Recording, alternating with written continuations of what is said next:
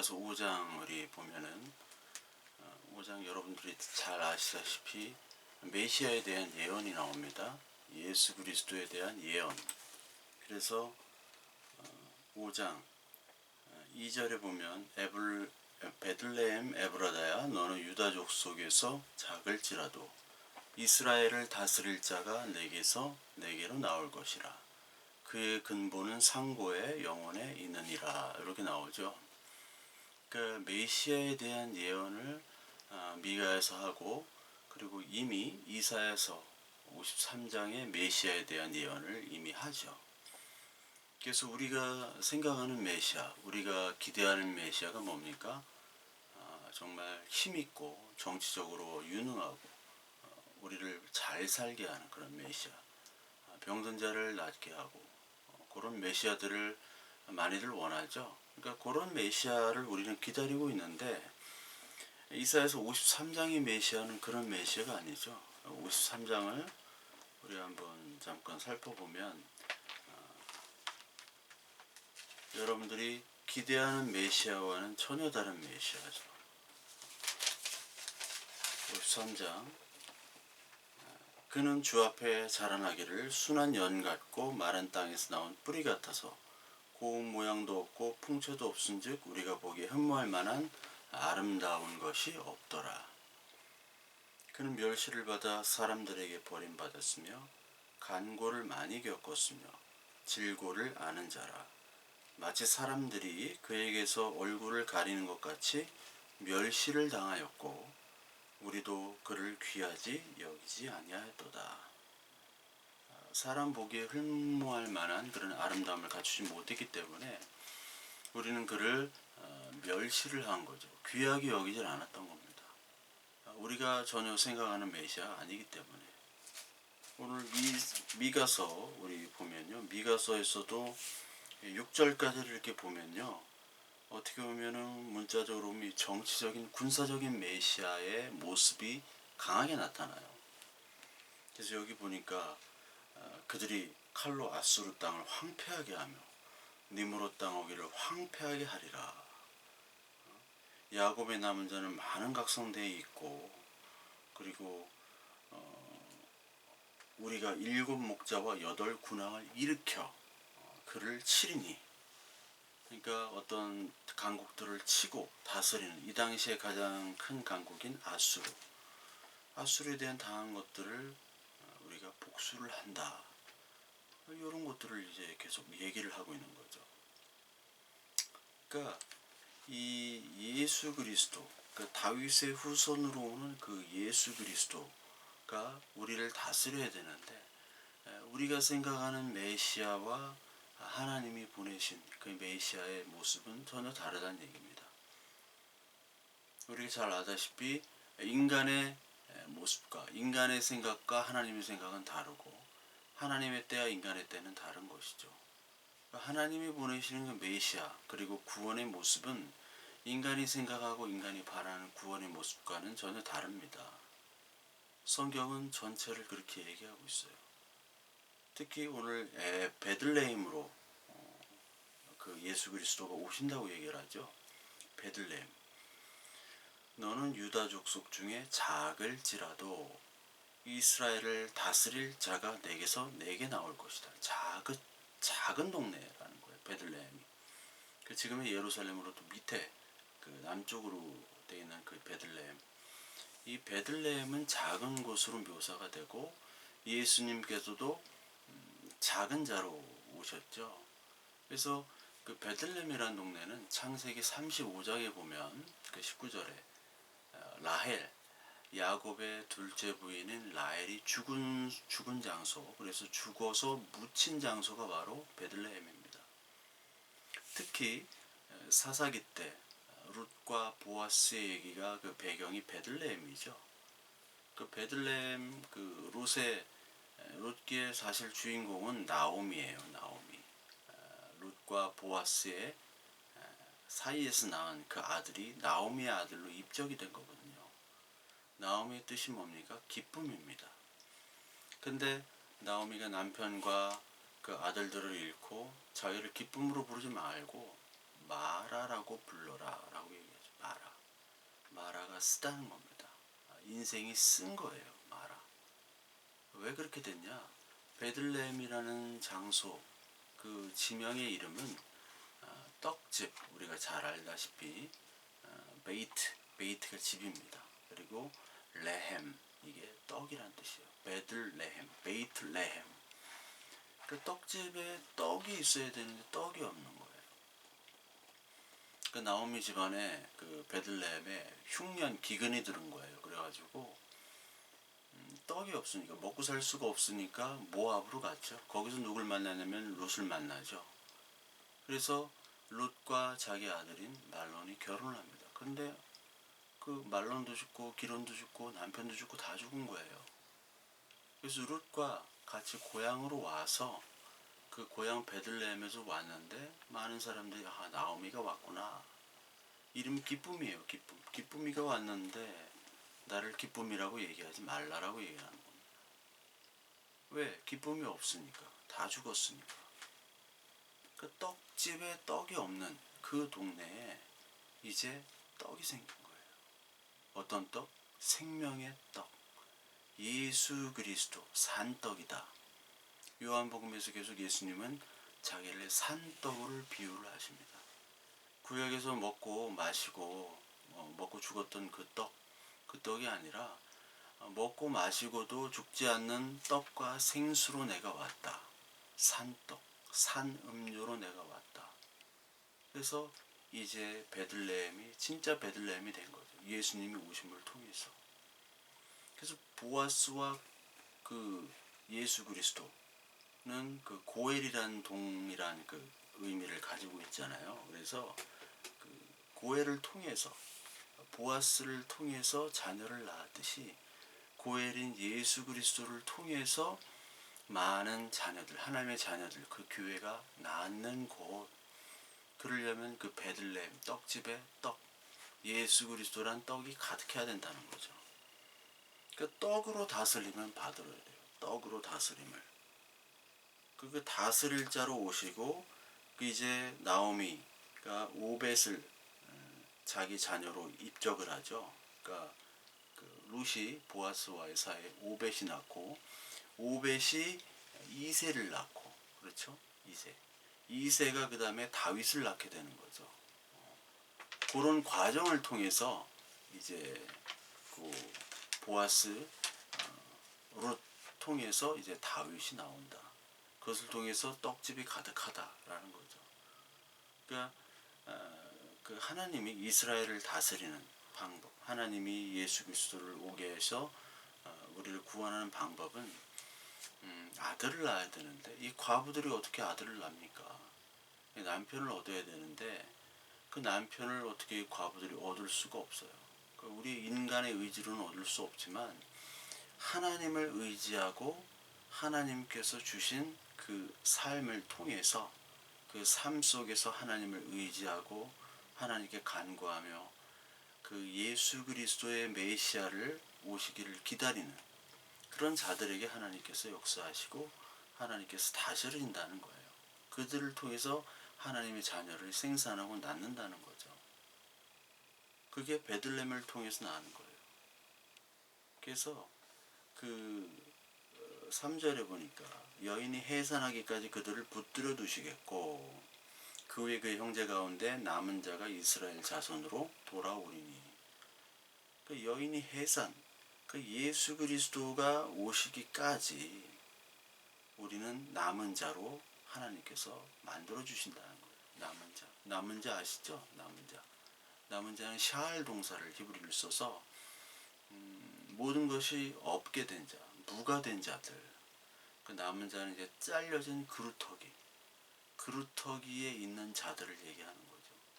그러니까 내가 가지고 있는 것들을 이제 자랑할 것들이 잘려지고 하나님만 의지할 수밖에 없는 남은 자로 남겨지도록 하나님이 인도하실 때, 그때 하나님이 해산토록 하는 거예요. 그래서 하나님의 때가 찰 때까지 우리는 남은 자로 계속 있어야 되는 거죠. 남은 자로 살도록 하시는 거예요. 그래서 이것 4장에도 마찬가지로 딸 시온이여 해산한 여인처럼 힘들여 나을지어다. 이런 말이 있죠. 여기서 해산한다. 자꾸 해산한다는 말이 나오는데 해산할 때 힘이 없으면 해산을 못하죠. 그래서 힘이 없어서 해산을 못하는 것을 저주로 그 성경은 표현을 합니다. 근데 이제 해산하게 된다는 것, 즉 하나님의 자녀가 그 자손이 나온다는 것. 이게 창세기 3장 15절에도 마찬가지죠. 그 여인, 교회가 예수 그리스도를 낳는 거죠. 교회가. 그것을 통해서 하나님께서 우리에게 일하시는 그 구원의 은혜를 우리에게 주시는 거죠. 그래서 우리를 해산하는 그 하나님의 은혜, 그 해산을 통해서 우리에게 구원을 주시는데 그걸 방해하는 세력들이 있죠. 그게 요한계시록 12장에 나옵니다. 요한계시록 12장 4절을 우리 보게 되면요. 여기에 용이 나와요. 용이 해산한 여인 앞에 나타나가지고 그 아이를 삼키려고 합니다. 그 꼬리가 하늘의 별 3분의 1을 끌어다가 땅에 던지더라. 용이 해산하려는 여자 앞에서 그가 해산하면 그 아이를 삼키고자 하더니 여자가 아들을 낳으니 이는 장차 철장으로 만국을 다스릴 남자라. 그 아이를 하나님 앞과 그 보좌 앞으로 올려가더라. 여자가 광야로 도망하며 거기서 1260일 동안 그를 양육하기 위하여 하나님께서 예비한 곳이 있더라. 이게 1260일 동안 광야로 우리를 데리고 가서 거기서 양육을, 남은 자로 양육을 하는 거라고 말씀을 드렸죠. 그래서 그 여자가 아들을 낳으니 그 아들을 못 낳도록 하는 거예요. 계시록 하면서 터미네이터, 영화 터미네이터가 요 내용이라고 그랬죠. 그 터미네이터가 와서 그 아들을 존 코너를 죽이려고 하니까 그 임신한 세라 코너를 뭐는 죽이면 되잖아요. 그래서 죽이려고 하잖아요. 그리고 똑같이 사탄은, 용은 우리가 하나님의 자녀로서 살지 못하도록, 즉 예수 그리스도가 이 땅에 오시지 못하도록, 그거 먼저 차단해야 되니까 그러도록 계속 유혹을 하는 거죠. 아니 이 땅에 오셨어도 메시아가 아닌 정치적인 메시아, 경제적인 메시아, 그걸로 머물게 하는 거예요. 그러니까 하나님이 원하는 메시아가 아니라 인간이 원하는 메시아로 머물게 하도록 하는 것이 바로 사탄의 일입니다. 그러니까 우리가 많은 사람들이 메시아 하나님을 믿지만 그 메시아가 인간이 원하는 메시아냐 하나님이 원하는 메시아냐 거기에 많이 달려있는 거죠. 완전히 바뀌는 겁니다. 인간이 원하는 메시아를 이 사탄은 아주 좋아합니다. 그래서 사탄은 인간이 원하는 메시아로 많은 교회가 하나님을 외치고 예수 그리스도를 외치길 원해요. 열심히 하지만 결국은 허황된 하나님의 믿음의 실체가 아닌 것을 붙잡도록 하는 것이죠. 이게 사단의 전략입니다. 요한복음 16장 우리 보면 출산의 기쁨, 해산의 기쁨이 나옵니다. 요한복음 16장에 20절부터 우리 보면요. 내가 진실로 진실로 너에게 이르노니 너희는 곡하고 애통하겠으나 세상은 기뻐하리라. 너희는 근심하겠으나 너희 근심이 도리어 기쁨이 되리라.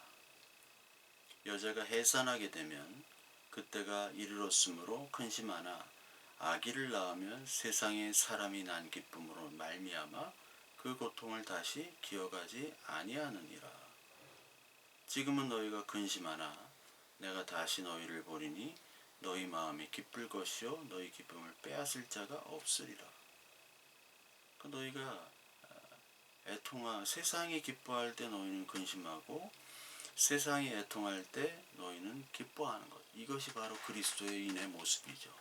그 세상은요, 세상 관심사에 대해서 기뻐하고 슬퍼합니다. 근데 우리는 반대죠. 세상이 기뻐할 때 우리는 슬퍼해야 돼요. 세상에 기업들이 잘 되고 주식이 올라가고 내가 투자한 것이 막 잘 되고 그것과 하나님의 나라는 관계가 없습니다. 그렇게 세상적인 것들이 잘 되면 될수록 하나님의 나라는 작아져요. 우리의 소망도 작아집니다.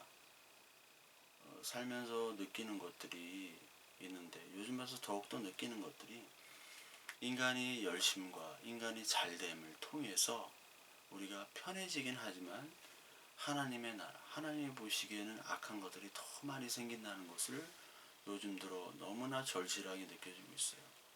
제 개인뿐만 아니라 많은 사람들, 이 인류 문명 다가 제가 어떤 선한 일을 한다고 하더라도 그 선함 속에서 악함들이 너무나 많더라고요. 그런 걸 볼 때마다 정말 하나님만이 선이구나, 하나님만이 우리를 구원하실 수 있구나 라는 것을 우리가 볼 수밖에 없는 겁니다. 지금은 근심합니다. 여자가 해산하게 되면 근심을 하죠. 왜? 진통 때문에 근심을 합니다. 그러나 이제 기뻐하는 자로 다시 태어나는 거, 아기가 태어난 그 태어난 기쁨으로 말미암아 이 산모는 더 이상 고통을 기어가지 않죠. 그래서 아이 낳을 때는 아프지만 그 아이를 볼 때 너무나 즐겁고 예쁘니까 또 낳고 또 낳고 또 낳는 거죠. 요즘엔 안 낳습니다만 그 기쁨 때문에, 그 기쁨을, 해산의 고통을 잊을 수 있는 기쁨, 즉 우리가 남은 자로서 이 땅에 살아가는 것이 고통스럽습니다. 여기 예수님의 말씀처럼 세상은 기뻐할 때 너희는 슬퍼해야 되고, 너희가 슬퍼할 때 세상은 기뻐해야 되니까 이 세상이 조롱을 하게 되는 거죠. 조롱할 수밖에 없고. 그렇지만 그때마다 하나님께서 주시는 위로, 이 말씀의 위로를 통해서 우리는 그 고통을 잊고 그 하나님께서 주시는 그 하나님의 나라, 하나님의 말씀을 통해서 우리는 예수 그리스도께서 이 땅에 오셔서 해산을 하셨기 때문에 그 해산의 고통, 그러나 그 아이의 기쁨, 우리를 낳게 하시고 먼저 그 한 아이로 예수님이 오셨고 교회가 계속 그 아이를 낳는 그런 하나님의 자녀들의 모임으로 남기 때문에 그것으로부터 오는 기쁨이 우리의 아픔과 고통을 이길 수 있는, 충분히 이길 수 있는 그런 능력으로 우리에게 다가온다는 겁니다.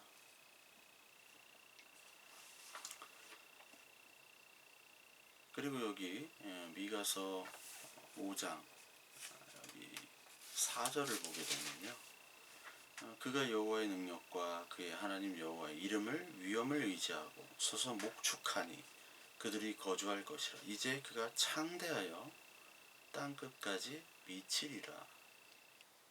여호와의 능력, 여호와의 이름, 위엄을 의지한다. 그 하나님을 의지하고, 그리고 여기 목축이라는 게 나오죠. 그리고 거주한다. 목축, 양을 기르는 겁니다. 그러니까 하나님의 어린 양들을 기르고 하나님을 의지하고 거기서 사는 것, 이게 바로 하나님 나라의 모습이죠.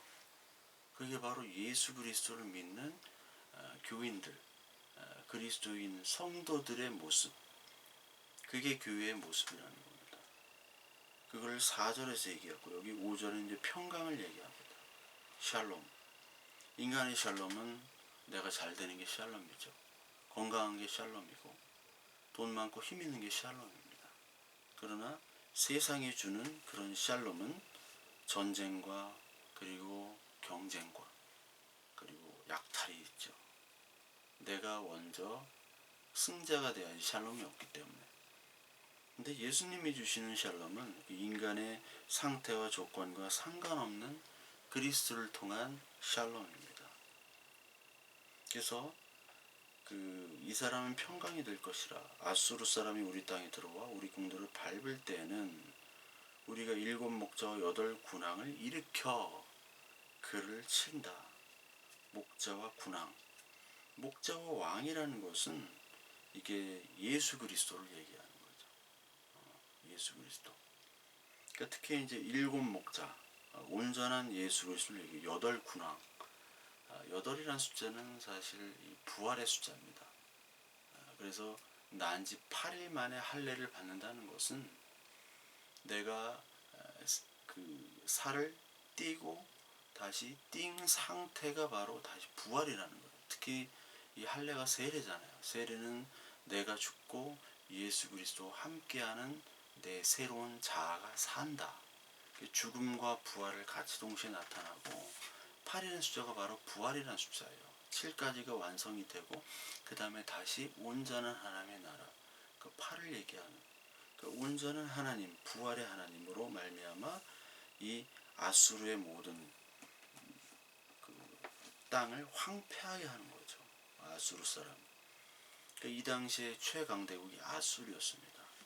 아수르에 비해서는 이 이스라엘은 영토도 작을 뿐만 아니라 아수르, 바벨론, 그리고 히타이트, 애굽 이런 민족들 그 제국들의 역사에 비해서 이스라엘은 정말 미비한 역사예요. 아무것도 아닌 역사예요. 여기 성경에는 뭐 엄청 위대한 것처럼 써놓잖아요. 이스라엘은 뭐 솔로몬 때 번영을 하고 그 역사적으로 볼 때는 아무것도 아닌 역사예요. 그러니까 먼지보다 못한 역사, 노예의 역사였어요. 그러니까 여러분들 보실 때 하나님은 이 세상의 역사, 큰 제국의 역사를 그렇게 귀하게 생각하질 않아요. 그 인간의 역사가 아니라 하나님의 역사, 가장 작은 베들레헴에서 온 아무도 모르는 그 역사적인 사건을 하나님은 중요시 여기는 겁니다. 아시겠죠? 인간도 마찬가지. 예수를 믿는다는 사람들이 큰 역사만 바라봐요. 미시적인 역사 속에서 하나님의 엄청난 그런 일들을 바라보질 못해요. 큰 역사만 보니까 큰 교회만 보이고요. 사람들 많이 모이고 많은 돈이 있는 것만 사람들은 쫓게 됩니다. 그것이 사탄의 역사죠. 그런 사탄의 역사들을 사람들은 하나님의 일이라고 쫓고 있어요.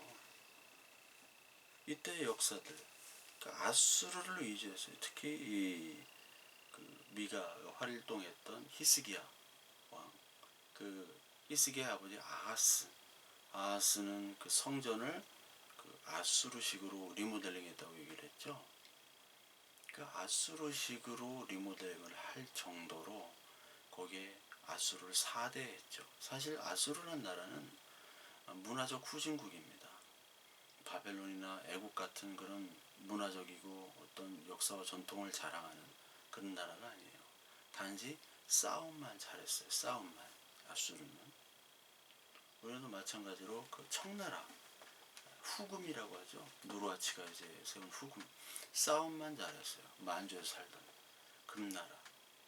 이게 이제 그 명나라를 쳐서 명나라를 먹잖아요. 그래서 청나라가 생기는데 그때 우리나라 때도 인조 때 광해군 때도 이제 뭐 청나라와 명나라 사이에 이제 했지만 청나라가 이제 쳐들어오려고 그랬어요. 광해군 때도. 광해군 때도 신하들과 많이 얘기를 했죠. 신하들 그 명예 의리를 지켜야 된다. 아니면 청나라 쪽에 붙어야 된다. 이렇게 많이 얘기를 했는데 광해군은 이제 줄다리기 외교를 하다가 청나라가 침입하면 너희들은 입으로 싸울 거냐 붓으로 싸울 거냐 이런 얘기를 해요. 광해군이. 그러니까 아무 말도 못하죠. 준비도 안 돼 있는데 명나라를 그 4대를 지켜야 된다. 그 예의를 지켜야 된다는 건 말이 안 된다. 결국 인조 때 그 청나라가 2번 쳐들어오잖아요. 그 2번째는 병자호란. 정무여러 때 한번 이렇게 했고 병자호란 때 쳐들어왔을 때 최명길 그리고 누구죠? 한 명이 또 있는데 김상원. 최명길은 화친을 주장하고 김상원은 이제 명나라를 배반해서는 안 된다. 그 명나라를 배반해서 안 된다는 것은 명나라에 대한 사대주의죠. 사대주의. 그러니까 쓸데없는 사대주의. 그러니까 그 명이 우상이 된 거예요. 그러니까 어느 정도 우상이 되냐면은 우리나라 세자를 책봉했을 때 명의 허락을 받아야 되거든요. 명이 허락하지 않으면요, 우리나라는 그 세자로 책봉이 되질 않았습니다. 그 정도로 명은 우리나라 이제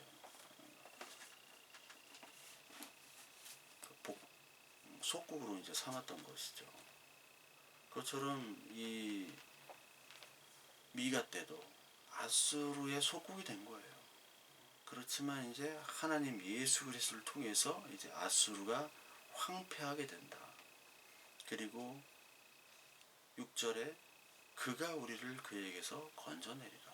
그가, 예수 그리스도가 세상 앗수르의 제국에서 건져낸다. 그러니까 어떻게 건져냅니까? 정치적인 메시아, 군사적인 메시아로 건져냅니까? 아니잖아요. 이 세상적인 공격, 군사와 정치와 물질의 공격으로부터 예수님은 죽으심으로, 낮아지심으로 우리를 구하신 거예요. 이 로마 제국도 그렇고 많은 제국들이 강해 보이지만 먼저 낮아지고 먼저 바보가 되고 먼저 죽는 자에게 다 멸망을 했습니다. 특히 로마가 그랬죠. 계시록 12장 15절에 보면 뱀이 그 물을 토해내 가지고 여자를 떠내려가게 합니다. 그 물이라는 것을 어떤 세상의 풍류들, 세상의 어떤 그 시스템을 얘기했죠. 그래서 로마서 12장 1절부터 보면은 이 세상, 이 세대를 본받지 말라라고 하는 게 바로 그 계시록 12장의 모습이에요. 뱀은 그 물을 토해 가지고 그 여자를 쓸려 보내게 하는데 그 땅이 와가지고 그 물을 다 그냥 먹어버리죠. 그러니까 아수르나 여기 또 니무롯이라는 게 나와요. 니무롯은 용사잖아요. 세상의 용사들을 다 무찌른다는 거예요. 어떻게 무찌르냐?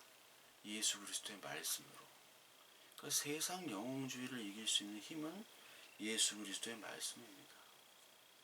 그러니까 우리가 낮아지고 우리가 하나님의 말씀으로 살아가게 되는 것을 통해서 이 세상이요 항복하게 되어 있는 거예요. 그걸 누가 해내냐? 예수님이. 내가 이 세상을 이겼노라. 예수 그리스도의 십자가의 죽으심으로 말미암아 이 세상을 이긴 거예요. 빌보서 2장 5절부터 8절까지 보면 예수님이 근본 하나님과 동체심에도 불구하고 같음에도 불구하고 이 땅에 내려오셨죠. 인카네이션으로. 그래서 모든 만물들이 예수 그리스도 앞에 무릎을 꿇는다고 하잖아요. 그러니까 십자가에 죽으셨기 때문에 무릎을 꿇는 거지, 십자가에 죽으시지 않고 많은 사람들을 정치적인 메시아로, 내가 메시아이기 때문에 너희를 다스리겠다, 매로 다스린다, 이러면은 뭐 구원이 아닌 거죠. 짓밟는다 여기 나오고 막 그런 것이 보면 이게 뭐 정치적인 어떤 시오니즘 같은 것처럼 보이지만 절대 그렇지 않습니다. 우리를 죽었던 자를 건져주시는 거예요. 여기 6절을 보니까 건져내리라. 우리는 물속에 잠겨있는 상태, 이 세상의 물속에 모세 건져내는 거죠. 건져낸 자였잖아요. 세례 죽었다가 건져낸 거잖아요. 그 사람들이 남은 자입니다. 죽었다가 건져낸 사람. 그러니까 이 사람들이 바로 남은 자예요. 사람과 인생을 의지하지 말고 작게 되고 잘려지고 그러나 구출되고 건져진 자, 이게 바로 남은 자죠. 이거는 그리스도만이 할 수 있는 거죠. 그리스도만이. 그래서 로마서 9장에도 보면 이 건진받은 자, 남은 자가 나오죠. 남은 자. 9장 25절. 내가 내 백성이 아닌 자를 백성이라, 사랑하지 아니한 자를 사랑한 자라 부르리라. 너희는 내 백성이 아니라 한 그곳에서 그들이 살아계신 하나님의 아들이라 일컬음을 받으리라 함과 같으니라. 또 이사야가 이스라엘에 관하여 외치되 이스라엘의 자손들의 수가 비록 모래와 같을지라도 남은 자만 구원을 받으리니 주께서 땅 위에서 그 말씀을 이루고 속히 시행하시리라 하셨느니라. 남은 자만 구원을 받는 겁니다. 우리가 이 땅에서 왜 있습니까? 하나님이 우리의 마음 오셔서 계속해서 남은 자로 우리를 살게 하시는 거예요. 또 비를 주셔야지만이 하늘에서 비를 주셔야지만이 우리가 농사를 짓는 그 가나안 땅으로 인도하는 것처럼 그 광야 가나안 땅, 하나님만 의지하고 하나님만 쳐다봐야 하는 그 땅, 이 땅으로 인도하심을 통해서 우리가 잘려질 것은 잘려지고 또 하나님만을 의지할 것은 의지해야 되고 하는 것을 통해서 이 땅에서 우리가 이제 살아감을 통해서 그 하나님의 말씀과 하나님의 말씀이 아닌 것들, 그 진리와 진리가 아닌 것들을 구별하게 되는, 정말 대적이 무엇인가, 정말 원수가 무엇인가를 깨닫게 되는 거죠. 그것을 오늘 이 미가서에서도 얘기를 하고 있습니다. 그 사람들이 바로 남은 자죠. 그래서 이 남은 자들은 여러 나라 가운데와 많은 백성 가운데 있으리니 그들은 숯불의 짐승들 중에 사자 같고 양떼 중에 젊은 사자 같아서 만일 그가 지나간 즉 밟고 찢으리니 능히 구원할 자가 없으리라. 그렇게 강력한 자가 되는 거죠. 이게 강력한 어떤 이스라엘 시오니즘이 아니라 모든 것들을 다 이길 수 있는 자예요. 어떤 것으로부터 이기느냐? 진리에 대한 도전이죠. 말씀에 대한 도전. 그러니까 사자같이 이길 수 있는 백수의 왕 아닙니까? 우리는 사자의 의식, 왕의 의식이 있어야 되는 거예요. 하나님 말씀의 왕의 의식. 그 말씀의 왕의 의식을 통해서 우리는 살아가는 겁니다. 못나고 못 배우고 건강도 없고 그럴 수 있죠. 그러나 하나님 앞에 설 수 있잖아요. 그렇기 때문에 우리가 너무나 내세울 게 없기 때문에 하나님 앞에 외칠 수가 있잖아요. 그 사람만이 하나님의 나라에서는 강한 자라고 얘기하는 겁니다. 가장 최고의 자라고 얘기하는 거예요. 그 사람이 바로 남은 자예요. 이 남은 자는 축복을 받고 잘려지지 않고 남지 못한 자는 진멸을 받는 것이 바로 하나님의 진리예요. 그 기준은 바로 예수 그리스도죠. 예수 그리스도를 의지하는 자만이 우리는 진멸로부터 구원을 받는 자, 건져냄을 받는 자다라는 겁니다.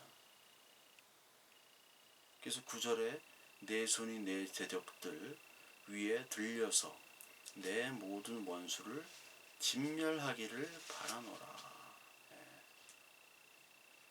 그러면서 이제 예수 그리스도가 베들레헴에서 나오는 그런 구원에 대해서 얘기하고 10절부터 이제 심판에 대해서 얘기합니다.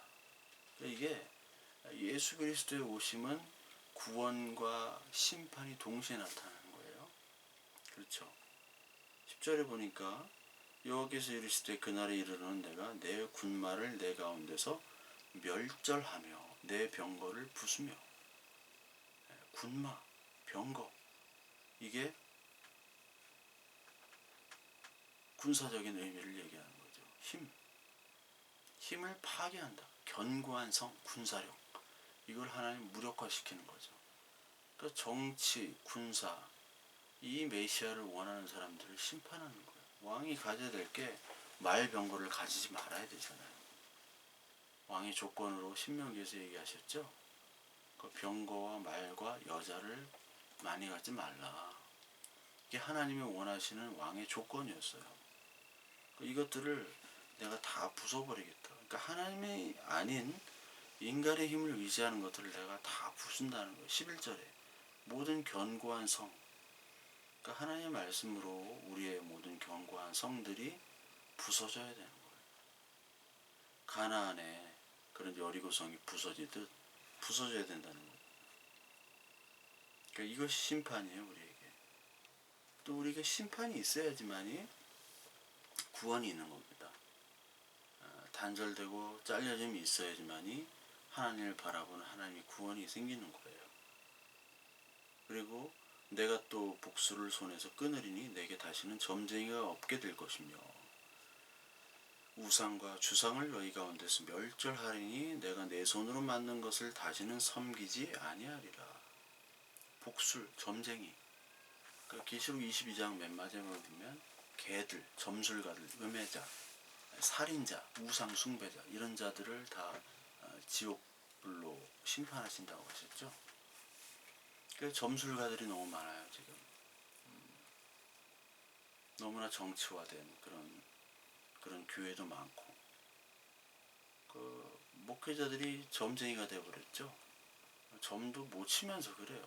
그냥 가가지고 자기가 하고 싶은 말 하는데, 이 이상한 인간들이 그 목사를 점쟁이로 알고, 기동 원장들을, 그래서 추앙하고 섬기기 때문에 그들이 쇼를 하게 되는 거예요.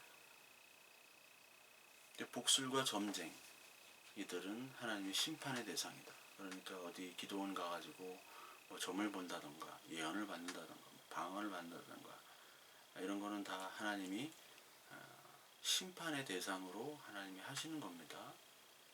그런 뭐 방언이나 그런 예언 그런 거 없습니다. 그런 게 존재할 수도 없고 존재해서도 안 되고 성경에 나와 있지도 않아요. 하나님 원하시는 것도 아닙니다. 그들의 행태는 다 돈을 위한 그런 쇼입니다. 점쟁이에요.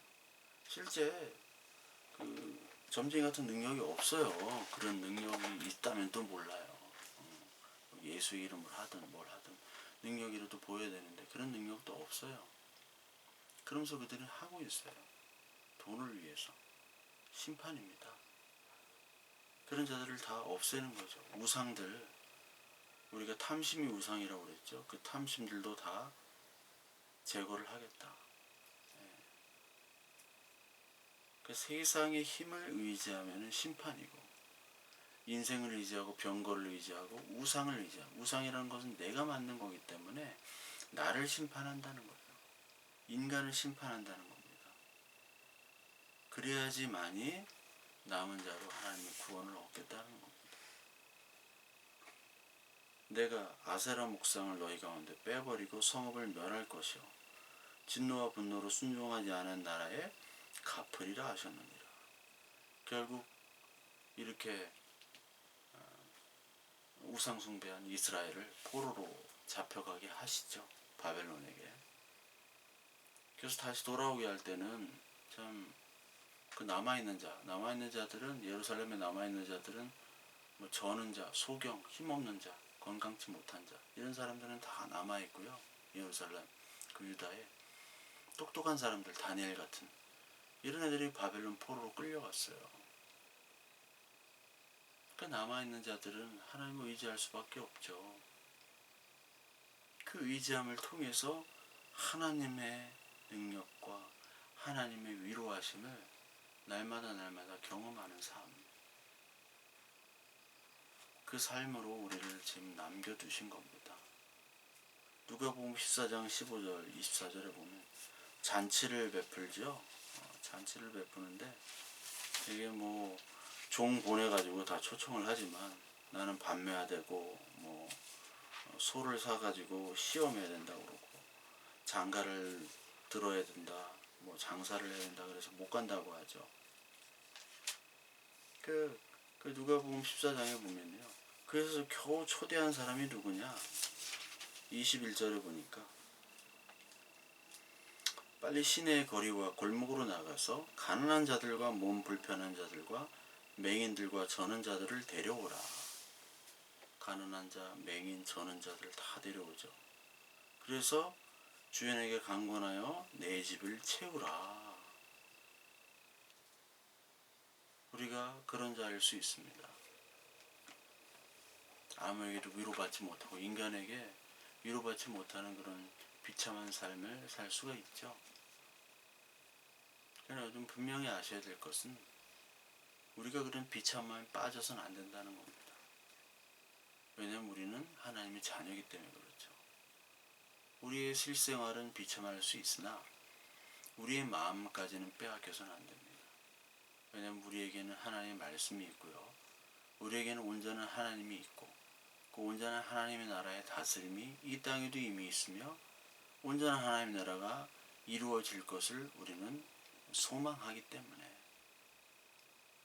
우리가 가진 자나 뭐 잘난 자나 이런 사람들에게 기죽을 게 전혀 없어요. 길을 펴고 어떤 믿음의 배짱으로 우리는 살아야 된다는 것이죠.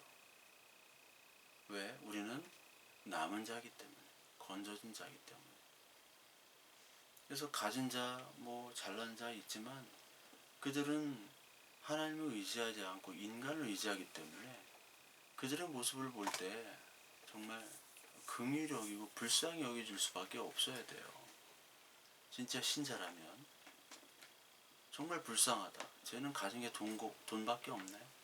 야, 쟤는 가진 게 뭐 공부 잘하는 거밖에 없어. 쟤는 가진 게 뭐 외모 잘생긴 거 그거밖에 없네. 얼마나 불쌍합니까? 우리는 그들을 긍휼히 여겨야 돼요. 그러면서 동시에 우리는 우리가 가진 어떠한 형편과 조건에도 우리를 스스로 자학해서는 안 됩니다. 이 자학하는 그리스도인들이 생각보다 굉장히 많습니다. 물론 저도 그럴 때가 있죠. 왜 없겠습니까? 살다 보면은 왜 내 능력이 이거밖에 안 될까? 왜 이런 어려운 때 해결할 수 없을까? 내가 왜 힘이 없을까? 이 힘을 가지면 좀 더 좋은 일을 할 수 있을 텐데. 그러나 그것을 통해서 하나님을 더욱더 의지할 수 있는 것이 바로 축복이고, 그것이 바로 예수 그리스도 메시아가 온 이유임을 우리가 깨닫고, 저와 여러분들이 오늘 하루도 하나님의 말씀, 이 말씀이 나의 힘이 되고 나의 말과 나의 병거와 나의 하나님을 의지하는 그 힘으로 내가 살아가는 그런 삶임을 오늘도 고백하며 하루하루 하나님 앞에 가까이 가는 그런 남은 자로서의 삶을 사시기를 바랍니다.